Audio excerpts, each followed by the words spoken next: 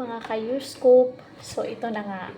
Nag-post itong si Chris Lawrence na yung post niya is parang ano talaga, parang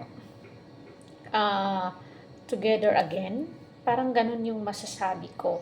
Dahil, basahin natin dito yung post ni Chris Lawrence. Di ba kahapon nag-post si Katrina ng pagkatapos ng mahal na araw, ikaw naman ang mamahalin ko araw-araw.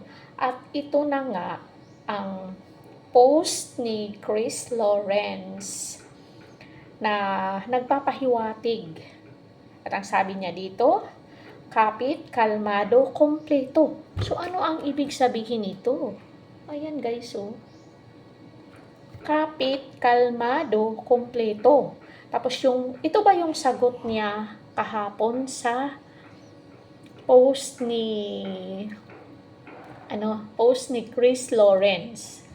So, di ba kahapon, pagkatapos ng mahal na araw, ikaw naman ang mamahalin ko araw-araw. Tapos ito na guys, mayroon ng sagot si Chris Lawrence, kapit, kalmado, kompleto. O, di ba?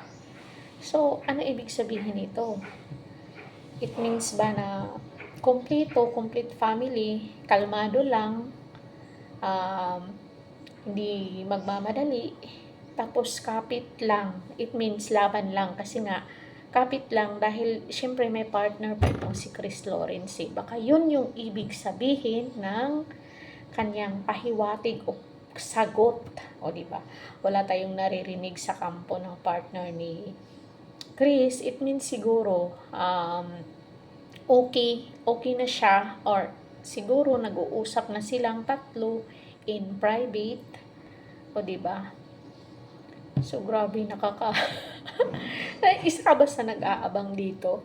So basta tayo ng mga komento ditong nakakatuwa. Yes, dahil tapos na ang mahal na araw, ikaw naman ang mamahalin niya araw-araw. Ayan na guys, ito na yung sagot ni Chris. Sabi ko na nga ba eh. Diba, pag i-analyze mo na matapos ng mahal na araw, ikaw naman ang mamahalin ko araw-araw. At ito nga, sumagot na itong si Chris Lawrence. Ito, kapit, kalmado, kompleto.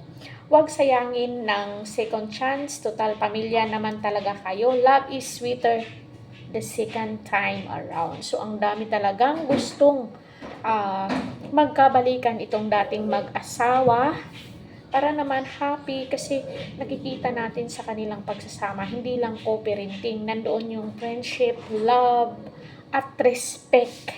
O, diba? Hoping for the best for you too, and Katie. As a mom na separated din for 26 years, and I'd be happy to see you get back together.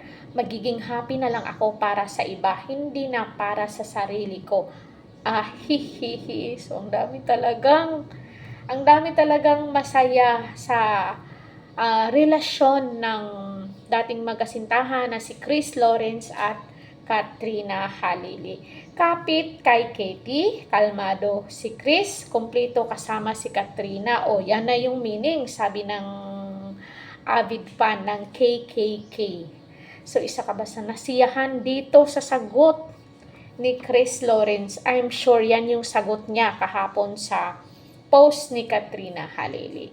So, this is Caridad Scoop Chika. Hanggang sa muli. Thank you so much.